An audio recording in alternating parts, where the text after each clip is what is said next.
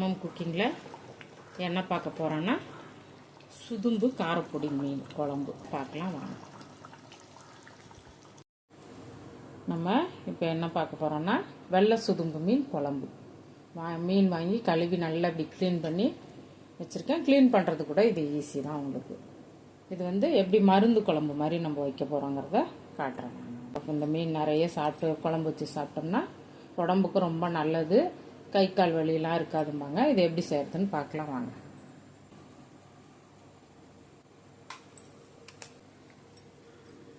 கொஞ்சம் கடுகு, கொஞ்சம் வெந்தயம் சேர்த்து, கடுகு வெந்தயமும் நல்லா பொரியட்டும். இப்போ சின்னதாக 2 தக்காளி, கொஞ்சம் வெங்காயம், ஒரு சின்ன துண்டு இஞ்சி நசுக்கி வச்சுருக்கேன். பூண்டு நிறைய சேர்த்துக்கணும். பூண்டும் நல்ல பெரிய பூண்டு இடித்து நல்லா இடித்து வச்சுருக்கேன். நீங்களும் பூண்டு நிறைய இடித்து வச்சுருங்க. இந்த குழம்புக்கு நல்லாயிருக்கும்.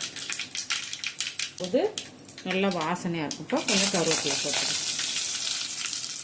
இப்போ அந்த சின்ன துண்டு இஞ்சை ஃபஸ்ட்டு அந்த எண்ணெயில் பொரிச்சிடலாம். மீன் குழம்புக்கு நம்ம இஞ்சி சேர்க்க மாட்டோம். ஒரு சின்ன துண்டு போடையில் நல்லாயிருக்கும். இந்த குழம்பு தேங்காய் ஊற்றாமல் வைக்கிறதுனால ரொம்ப நல்லாயிருக்கும் டேஸ்ட். வெங்காயம் நல்லா பொரிஞ்சு வரும்.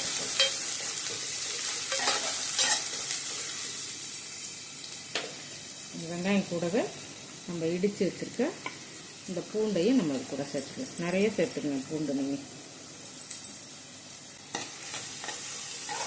எப்பயுமே மீன் குழம்புக்கு மட்டும் நல்லெண்ணெய் சேர்த்துக்கணும். டேஸ்ட்டு நல்லா அருமையாக இருக்கும். உடம்புக்கும் ரொம்ப நல்லது. இந்த புளி சேரையில் புளி நம்ம கரைச்சி ஊற்றனால அது வந்து நல்லெண்ணெய் சேர்க்கல சூடு இல்லாமல் இருக்கும் நம்மளுக்கு.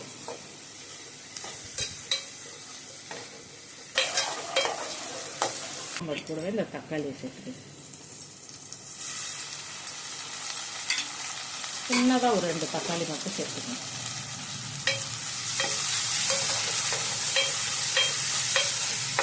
நல்லா தக்காளி சேர்ந்து நல்லா வதங்கட்டும். நல்லா வதங்கிடுச்சு. வெங்காயம் தக்காளி எல்லாம் நல்லா வதங்கிடுச்சு பாருங்க. வதங்கில நல்லா அந்த இஞ்சி பூண்டு வாசனை நல்லா வரும். ஒரு 1/4 ஸ்பூன் மஞ்சள் தூள் சேர்க்கணும். வெறும் மிளகாத்தூள் காரம் நிறையா வேணாம். மிளகுத்தூள் சேர்க்கறதுனால கொஞ்சமாக வெறும் மிளகாத்தூள் சேர்த்துக்கணும்.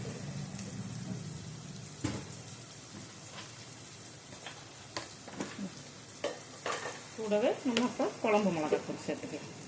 புளி எவ்வளோ கரைச்சி வச்சுருக்கீங்களோ அந்த அளவுக்கு தகுந்த மாதிரி பார்த்து சேர்த்துங்க. ஆனால் காரம் கொஞ்சம் கம்மியாக இருக்கட்டும். மிளகுத்தூள் சேர்க்கணும். இதில் நான் ஒரு நெல்லிக்காய் அளவு புளி கரைச்சி வச்சுருக்கேன். ஒரு 3 ஸ்பூன் அளவு நான் மிளகாத்தூள் சேர்த்துக்கிறேன். அதுக்குள்ளே உப்பை சேர்த்துக்கிறேன்.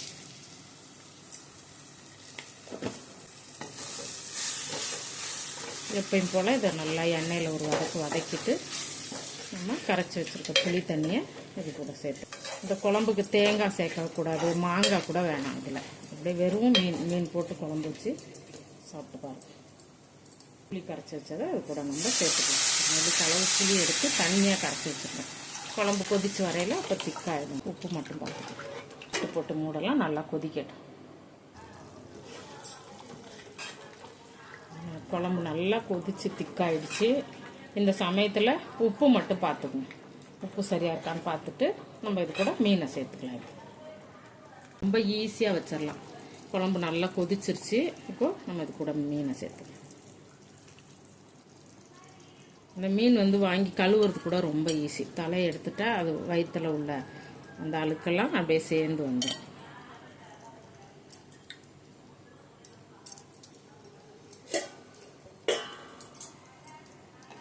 மீனை போட்டு ரொம்ப கிண்டிடாமல் அப்படி எடுக்கிறது.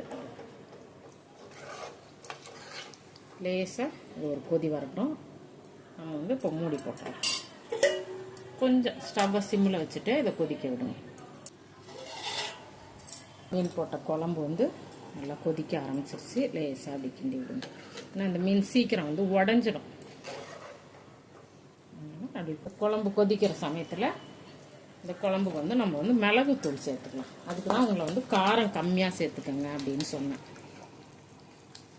கொஞ்சம் தாராளமாகவே மிளகுத்தூள் கொஞ்சம் நல்லா சேர்த்துக்கணும்.